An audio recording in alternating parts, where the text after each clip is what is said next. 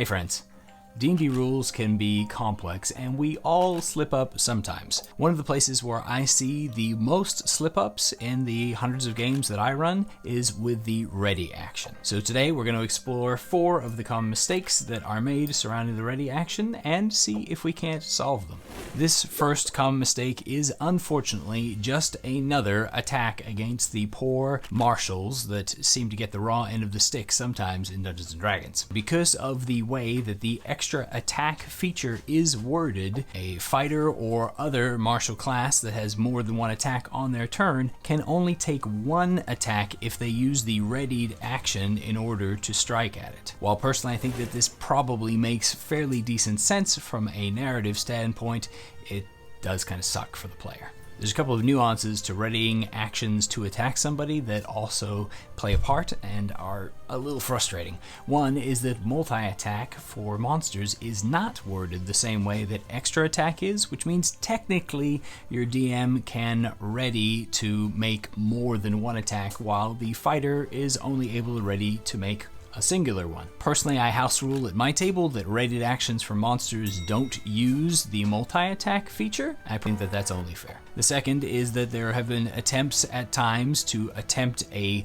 double tap sort of option by readying your attacks all the way until your next turn with the trigger of somebody is adjacent to me when I start my turn, but because the ready action states that you have to take the reaction before the start of your next turn, it means you can't even cheese your way around it that way to take multiple attacks back to back. The remainder of these points all center around spell casting. First, something that catches people is that when you ready a spell, you cast the spell. What that means is that you cast the spell and have expended the spell slot the moment that you prepared with the ready action. The spell is considered cast when you ready it, not when you release it with your reaction sometime before the start of your next turn. That means that you really need to use a lot of caution in when you are ready in action, because if the trigger does not come up, you're essentially going to have completely wasted that spell and lost it from your repertoire. Many tables, including my own, do house rule on this, that you can continue to take the readied action round after round in order to extend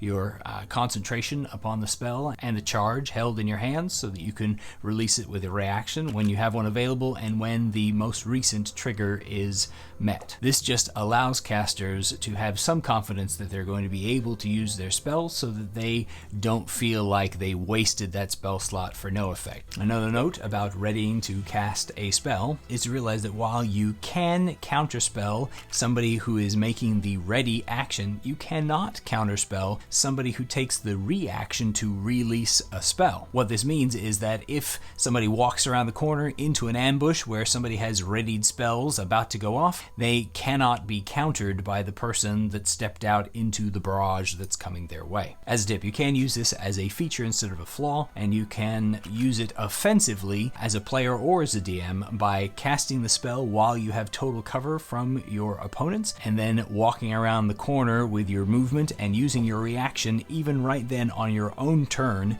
to release it against your opponents. This allows you to avoid any of the counterspelling shenanigans that go on and on and on at the table. The final point of rule that is often forgotten when it comes to casting spells to ready is that the moment you ready a spell to cast, it takes your concentration. This means that if you are concentrating on another spell and you begin a ready action to release something, even if that something wouldn't take concentration normally, because you're readying it, you lose concentration upon the other spell. Similarly, because you're concentrating on the spell while you're ready for it, if the trigger has not yet come up for you to release it with a reaction and somebody hits you, then you're going to have to make a concentration check in order to hold that charge and not lose the spell before you ever get a chance to release it. The caveat or tip in order to be able to work around this is that physical actions or anything that is not casting a spell does not require your concentration. So if you have any other options, you can still take those actions as a readied action without it messing with your concentration on the spell that you needed to help you and your friends. If you have any other experiences or tips surrounding readied actions, I'd love to hear it, so definitely drop it in the comments down below. And otherwise, thanks for watching and happy adventuring.